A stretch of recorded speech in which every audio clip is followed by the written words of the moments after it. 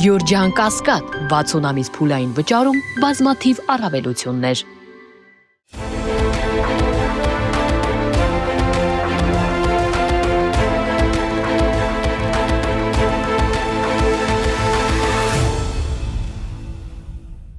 Բարև ձեզ, մեդիա հաբի հարգելի հետևորդներ, եւ այսպես այսօր ազգային ժողովը 52 դեմ ձայներով,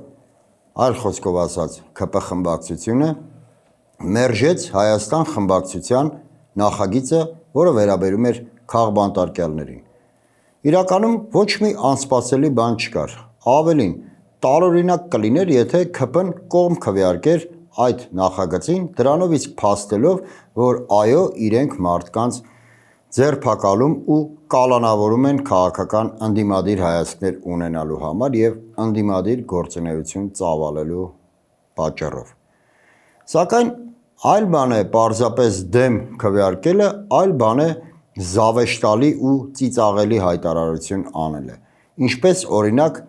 Ազգային ժողովի պետաիրավական հարցերի մշտական հանձնաժողովի նախագահ Վլադիմիր Վարդանյանի հայտարարությունն էր, որով նա կոչ արեց ընդդիմությանը հավասարության նշան չդնել Հայաստանի ու ավտորիտար ռեժիմ ունեցող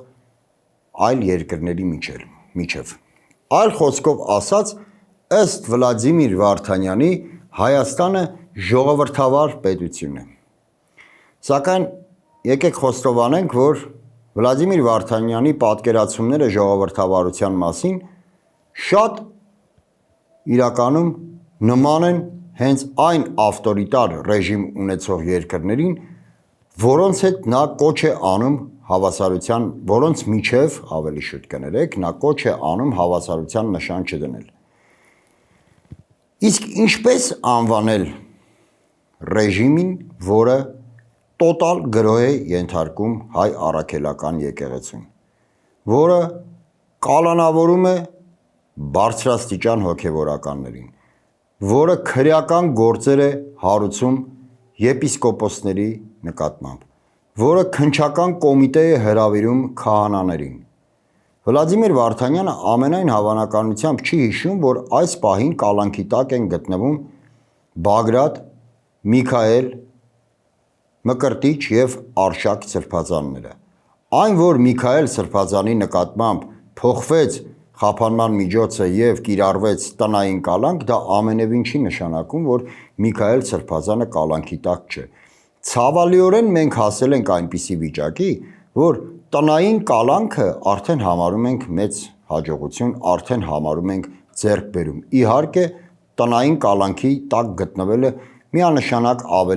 ավելի նախընտրելի է, քան բանտում լինելը, սակայն տնային կալանքի տակ լինելը ամենևին չի նշանակում, որ մարդը ազատության մեջ է։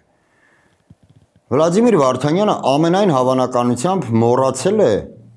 որ 7 եպիսկոպոսների մեղադրանք է առաջադրվել ու արգելվել է նրանց ելքը Հայաստանից միայն այն բանի համար, որ նախ նրանք կողմ էին Մասացյոտնի արդեն նախկին թեմի առաջնորդ Արթեն Ավազանի անունով կոչենք Արման Սարոյանի կարգալույծ լինելուն, բացի այդ նրանց մեղադրանք է առաջադրվել ու ելքը Հայաստանից արգելվել է, որպեսզի նրանք չմասնակցեն Ավստրիայում սպասվող եպիսկոպոսաց ժողովին։ Եթե հավասարության նշան չենք դնում Հայաստանի ռեժիմի, շեշտում եմ ռեժիմի ու ավտորիտար այլ ռեժիմների միջև, ապա թող Վլադիմիր Վարդանյանը բացատրի, թե ինչպես է տեղի պատահում, որ բազմաթիվ քահանաներ հրավիրվում են քննչական կոմիտե։ Ինչպես է տեղի ունենում, որ երկրի առաջին դեմքը քաղաքական ղեկավարը, վարչապետը կոչ է անում, որպեսզի մարդիկ մտնեն եկեղեցիներ եւ քահանային հորդորեն, որպեսզի նա պատարագի ընթացքում զեղչի կաթողիկոսի անունը։ Ինչ անուն կարող ենք տալ նման ռեժիմին։ Աշխարհում չկա որևէ մի ժողովրդավարական երկիր, որտեղ պետությունը այսպես բիրտ ու ուղղակիորեն միջամտի եկեղեցու գործերին։ Աշխարհում չկա մի այլ ժողովրդավար երկիր, որտեղ ռեժիմը այսպես նույնիսկ բառն եմ դժվարանում գտնել, մոլեռանդորեն քրեական հետապնդման ենթարկի սրբազաններին, եպիսկոպոսներին, արքեպիսկոպոսներին, քահանաներին եւ այլ առհասարակ հոգևոր դասը։ Նույնիսկ ավելին ասեմ, ավտորիտար ռեժիմներում նման երևույթ գուցեև չհանդիպես, քանի որ որքան էլ ռեժիմը իր բնույթով ավտորիտար է, այնուամենայնիվ ակնածում է վախ ունի Աստծուց, ակնածում է հոգևորականներից։ Իսկ Հայաստանի Հանրապետության իշխանությունները ոչ միայն ավտորիտար են, այլ առհասարակ մեղանչում են Աստծու դեմ։ Նրանք դուրս են եկել Աստծու դեմ, որովհետև հարվածելով հայ առաքելական եկեղեցուն, նրանք հարվածում են Աստծուն։ Ինչ անուն դնես այնպիսի ռեժիմի ղեկավարին, Նիկոլ Փաշինյանի մասին է խոսքս, որը ծաղրում է Հիսուս Քրիստոսին։ Երբ նա հայտարարում է, որ ինքը մի քանի անգամ մեռել ու հարություն է առել, այդպիսով իրեն համեմատելով Քրիստոսի հետ, նշանակում է, որ նա այո, ծաղրում է Հիսուս Քրիստոսին։ Հարգելի հետևորդներ, սակայն Հայաստանում քաղբանտարկյալներ են ոչ միայն սրբազանները, Հայաստանում քաղաքական հետապնդումների են ենթարկվում ոչ միայն հոգևորականները։ Իշխանությունը իր ամբողջ վարչական, իրավական, դատական ռեսուրսը, երբեմն նաև հարկային ռեսուրսը, օգտագործում է ընդդիմադիր գործիչներին հալածելու, ընդդիմադիր գործիչներին հարվածելու, ընդդիմադիր գործիչներին կալանավորելու ուղղությամբ։ Եվ այսքանից հետո խոսել, որ ավելի շուտ կոչ անել, որ հավասարության նշան չդնենք, պարզապես ծիծաղելի է։ Ինչպիսի անուն մենք պետք է դնենք այնպիսի վարչակազմին, որը կուսակցության գործադիր քարտուղարին կալանավորում է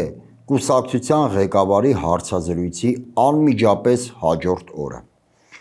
Խոսքս Հայրենիք կուսակցության գործադիր քարտուղար Խաչիկ Գալստյանի մասին է, որը կալանավորվեց կուսակցության ղեկավար Արթուր Վանեցյանի հարցազրույցի հենց հաջորդ օրը։ Ինչպիսի անուն դնենք այնպիսի վարչակազմին, որը մարդուն կալանավորում է նրան վերագրելով 8 տարվա վաղեմության ինչ-որ գործողություններ ու դատապարտում 6 տարվա կալանավորման։ Խոսքս Մասիս խոշորացված համայնքի ղեկավար Դավիթ Համբարձումյանի մասին է։ Ինչ անուն կարող ենք դնել այնպիսի վարչակազմին, որը մարդուն կալանավորում է եթերով ընդամենը հետույք բառը օգտագործելու համար։ Խոսքս հայտնի հաղորդավար հասարակական քաղաքական գործիչ Նարեկ Սամսոնյանի մասին է։ Ավելին, Նարեկ Սամսոնյանի հացադուլը, որը պետք է գրավեր ՄԻՊ-ի, նվազագույնը ներողություն ՄԻՊ-ի, առողջապահության նախարարի ուշադրությունը, նա բանտում արժանացավ անուշադրության։ Այսինքն այս իշխանությունները պատրաստ էին նույնիսկ նրան, որպեսզի մարդը մահանա բանտում հացադուլի պատճառով։ Հակառակ դեպքում մենք կտեսնենք այցելություններ Նարեկ Սամսոնյանին։ Հակառակ դեպքում մենք կտեսնենք բժշկական շուրջօրյա վերահսկողություն Նարեկ Սամսոնյանի նկատմամբ։ Խոսքս բանտի բժշկի մասին չէ, այլ շատ ավելի լուրջ բժշկական վերահսկողության։ Հարգելի հետևորդներ, ինչ անուն կարող ենք տալ այնպիսի վարչակազմին, որը Բագրատ Սրբազանի հետ կալանավորել է շուրջ 17 մարդու։ Նրանց մեղադրում է ինչ-որ վիրտուալ ահաբեկչություն կազմակերպելու համար։ Սակայն առ այսօր չի կարողանում ապացուցել, թե այդ մարդիկ հատկապես ինչ ահաբեկչություն էին ուզում իրականացնել, որտեղ էին ուզում իրականացնել, երբ էին ուզում իրականացնել, ինչ մեթոդներով էին ուզում իրականացնել։ Չեն կարողանում ապացուցել, քանի որ հնարավոր չէ ապացուցել մի բան, որը գոյություն չունի։ Ինչ անուն կարելի է տալ այնպիսի վարչակազմի, որը կալանավորում է Վազգեն Սաղաթելյանին ու հավատացեք հայտնի չէ թե ինչի համար է կալանավորել։ Ամենևին կարևոր չէ թե ինչ մեղադրանքներ են առաջադրվում, որովհետև այդ բոլոր մեղադրանքները շինծու են ու կեղծ։ Ցանկացած մեղադրանք կարելի է առաջադրել։ Երբեմն կալանքի վճիռները կայացվում են այնպիսի կայծակնային արագությամբ, որ տպավորություն է ստեղծվում, որ մինչև մարդուն կալանավորելը ու մեղադրանք առաջադրելը այդ մեղադրանքները արդեն գրված էին։ Եվ ընդամենը պետք էր տակը լրացնել անուն ազգանունը։ Ցավալիորեն Հայաստանում կա այս պահին շուրջ 30 քաղբանտարկյալ։ Եվ հավատացեք, դժվար է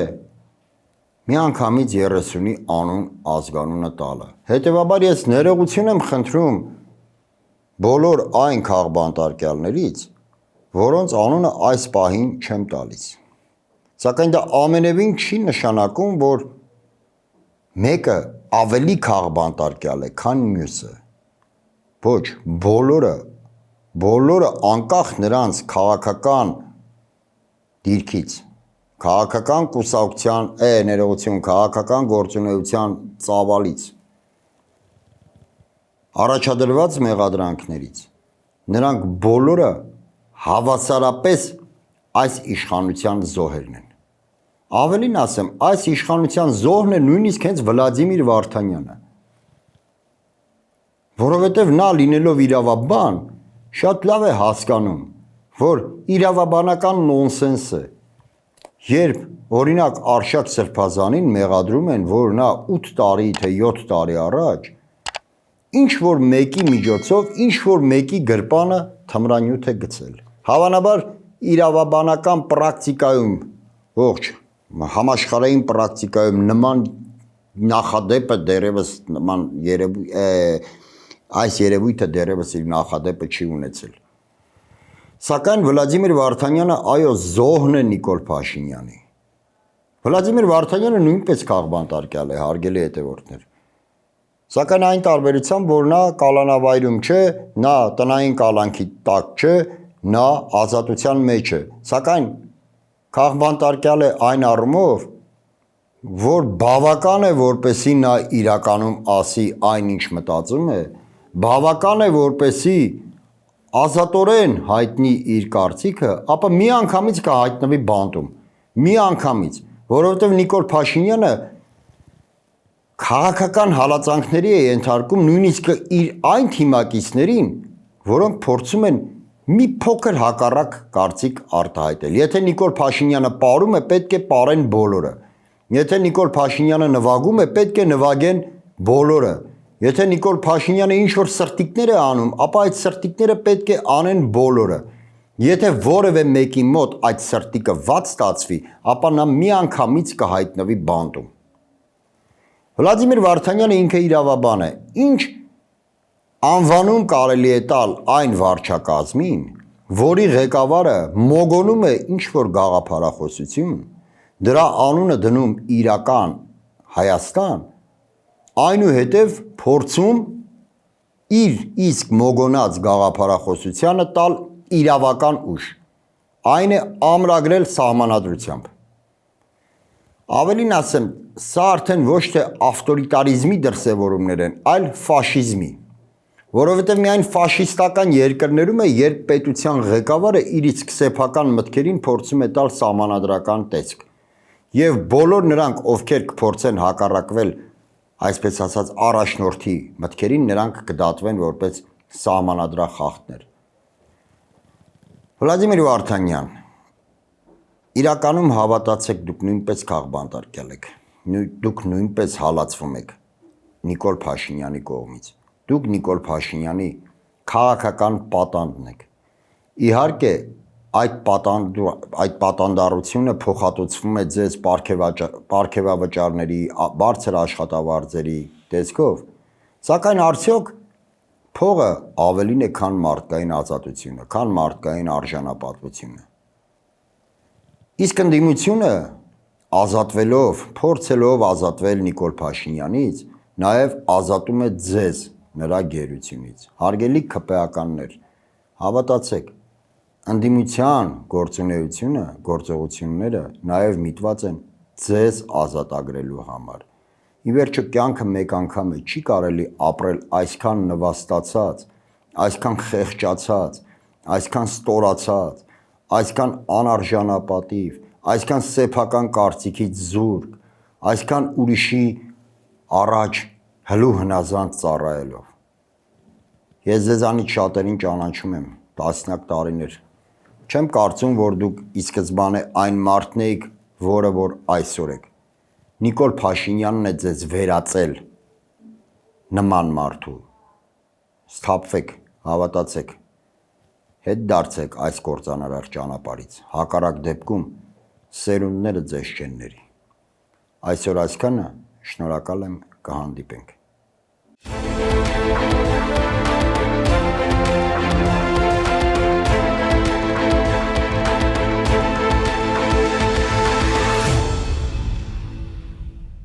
Գյուրջան Կասկադ 60 ամիս փուլային վճարում բազմաթիվ առավելություններ։